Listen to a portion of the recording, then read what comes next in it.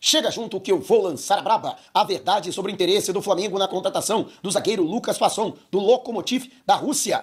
Nico de la Cruz é preparado para retornar e reforçar a equipe diante do Inter de Porto Alegre na próxima quarta-feira pela Libertadores da América. Adversário nas oitavas de final, equipe do técnico que balança no cargo, Roger Machado, tem problemas para a composição dos titulares e técnico Felipe Luiz define time para o jogo de amanhã contra o Mirassol no Maracanã, valendo a manutenção da liderança do Campeonato Brasileiro. Te preparem a partir de agora, ó. É tudo nosso, já chega largando o like. Se você ainda não se inscreveu, inscreva-se no botãozinho. Está aqui abaixo e não esqueça de acionar as notificações para o YouTube no seu smartphone, para não perder nenhum de nossos conteúdos. Todos os dias tem vídeos novos com as principais informações e notícias mais quentes do Mengão. E na tarde de hoje, no Ninho do Urubu, na Zona Oeste do Rio de Janeiro, no bairro de Vargem Grande, o técnico Felipe Luiz realiza o treinamento a pronto para a partida de amanhã, 6h30 da noite, diante do Mirassol, pela 19ª e última rodada do primeiro turno do Brasileirão. É a virada de turno e o Flamengo vencendo pode conquistar, de maneira simbólica, claro, a conquista do título do primeiro turno da competição. Lógico, não tem ponto extra, não tem nada, né? Não tem taça, não tem nada. Mas, estatisticamente, quem completa a primeira metade do campeonato na primeira colocação tem grandes chances de conquistar o título.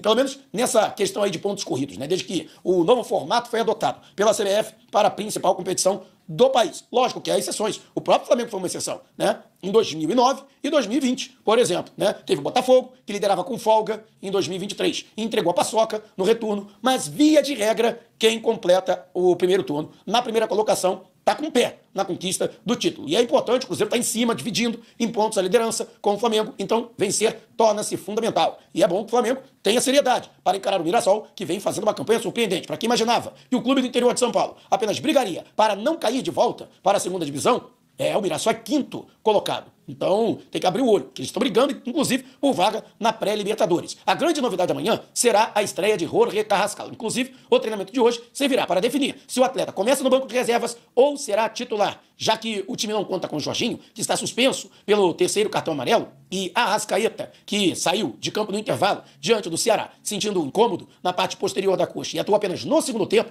diante do Galo, na última quarta-feira, existe sim a possibilidade muito grande de Carrascal começar atuando. Outro jogador que pode ser titular, reforço recente, é Saúl Ñíguez. O jogador também pode começar como segundo homem na função do Jorginho, inclusive função que ele desempenhava no Sevilha da Espanha. Então, é possível que o atleta possa começar, portanto, nestas condições. Lógico, o técnico Felipe Luiz tem desfalques para esse compromisso. De la Cruz, daqui a pouco a gente vai falar dele, ainda segue afastado do jogo de amanhã, assim como o zagueiro Danilo, que está em reta final de recuperação de um estiramento na parte posterior da coxa esquerda. A provável escalação para a partida de amanhã: Rossi no gol, Emerson Royal lateral direito, a zaga de área com Léo Ortiz e Léo Pereira e Alexandro na lateral esquerda. No meio-campo, Alan, Saúl Ñíguez e Arrascaeta, Gonçalo Plata, Pedro e Samuel Lino. Lembrando que é uma ressalva, Carrascal pode começar no lugar de Arrascaeta, né? Pode ser essa a possibilidade. E você, o que acha? Qual seria a sua escalação para a partida? Outra novidade é Luiz Araújo, que está liberado após trabalho de controle de carga nas últimas 2 partidas do Flamengo e também deve ser relacionado, mas a princípio começa no banco de reservas. Mas você colocaria Luiz Araújo como titular, por exemplo, no lugar do Gonçalo Plata na composição do ataque? Quero saber a sua opinião. E eu falei aí a respeito do Nico de la Cruz, o jogador, apesar de ainda não ser relacionado para a partida de amanhã, no entanto, o atleta avançou bastante na recuperação do incômodo no joelho esquerdo. Ele que participou de uma atividade em separado ao longo da semana, nesta sexta-feira, deve ser incorporado ao trabalho com os demais atletas, ou seja, vai fazer atividade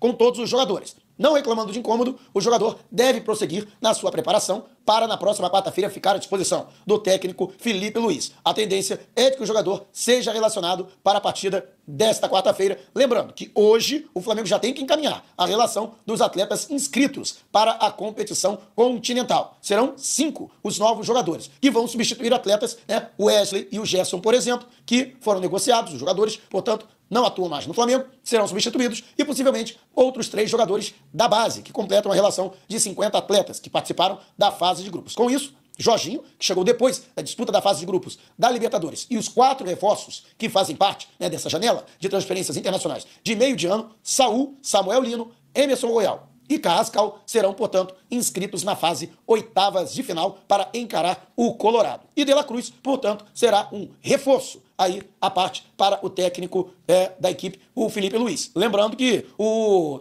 Danilo ainda vai precisar de um pouco mais de tempo. A expectativa é de que ele retorne apenas diante do Vitória, no Maracanã, no dia 25, já no retorno do Brasileirão. E você, o que acha deste confronto com o Internacional? Deixe abaixo o seu comentário. Até falando sobre o Internacional, adversário da próxima quarta-feira, na primeira partida das oitavas da Libertadores, no Maracanã, o técnico Roger Machado, que balança no cargo, muito contestado pelos insucessos, inclusive dentro de casa, né? Ele que tem perdido pontos, tem sido derrotado, o Inter, que foi eliminado também na Copa do Brasil pelo Fluminense, né? Que perdeu no gigante da Beira-Rio. Então, o técnico Roger Machado entra muito pressionado para esta partida, pela Libertadores. Se não bastasse tudo isso, ele perdeu 2 jogadores importantes. Carboneiro sentiu uma lesão na virilha esquerda e o jogador está afastado. Deve levar 1 mês para conseguir se recuperar. Portanto, está fora dos 3 jogos do Flamengo com o Inter. As equipes vão se enfrentar 3 vezes consecutivas. Os 2 jogos da Libertadores intercalados por um jogo válido pela 20ª rodada, a primeira do retorno do Brasileirão, em Porto Alegre. Então, o jogador está fora. Outro atleta, Gabriel Mercado. O jogador também está afastado, ele tem uma lesão na panturrilha e está fora da partida de quarta-feira, pode até se recuperar para o jogo de volta, na quarta-feira, dia 20. No entanto, ainda é dúvida até mesmo para este compromisso. Então, são os problemas do técnico Roger Machado, que, repito, está muito pressionado e balança no cargo. Em caso de eliminação para o Flamengo, acho que dificilmente ele conseguirá ser mantido, até pelo fato de que está prestigiado. A pressão tem sido muito grande na capital gaúcha para a demissão do treinador. E você, o que acha das ausências desses jogadores para os jogos pela Libertadores? Deixe abaixo o seu comentário. E lembrando para você que agora o YouTube tem um novo recurso, o Hype. Na lista de opções, em comentários, você tem a opção de hypar este vídeo. Você pode hypar até 3 vídeos por semana sem precisar pagar nada, mas se puder pagar, são apenas R$2.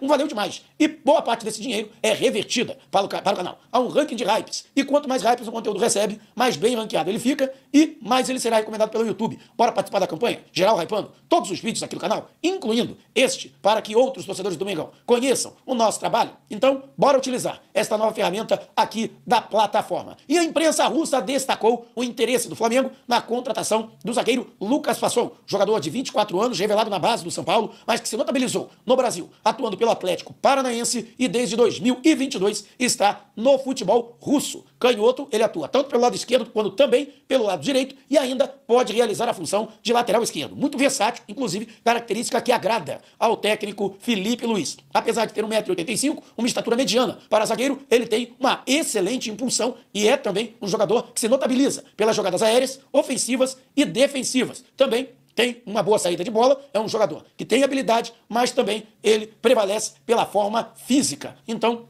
seria um jogador que agrada, portanto, aí as características. Lembrando que, segundo o nosso querido colaborador, o Bruno Lemos, o Flamengo colocou a zaga de área como prioridade para a contratação. Era atacante e agora passou a ser um zagueiro canhoto, né? E o jogador ainda relativamente jovem, ele que tem contrato, em sua reta final, está no último ano de contrato com o Lokomotiv, o que poderia facilitar a sua saída, uma venda, uma negociação. Em definitivo, e o jogador, segundo o portal alemão Transfermarkt, está avaliado em 3 milhões de euros, ou seja, não é uma quantia absurda. Ele que atuou pelas seleções brasileiras de base, sub-17, sub-20 e até sub-23, que não obteve a classificação para os Jogos de Paris no ano passado. No entanto, existe um porém, Ele tem um histórico de lesões preocupantes nas últimas temporadas. Apesar de jovem, no ano passado, por exemplo, ele atuou em apenas 13 partidas pelo clube russo, por conta de uma lesão na tíbia. Ele ficou fora de diversas partidas ao longo da temporada 2024-2025. E este é o sinal de alerta. Eu procurei pessoas ligadas à administração do Flamengo e, de fato, o jogador já há algum tempo consta entre os números, os atletas mapeados pelo scout do clube. Inclusive, chegou a haver uma sondagem, ainda na gestão passada, de Rodolfo Landim, do jogador. No entanto, nenhuma proposta foi realizada até agora por sua contratação. Lucas Fasson, que a princípio, depois da recuperação da lesão na tíbia, vem atuando normalmente e não apresentou novas lesões. Mas, de qualquer forma, esse histórico de lesões preocupa para que ele seja utilizado. E você, conhece Lucas Fasson? Seria uma boa contratação para o Flamengo? Deixe abaixo o seu comentário.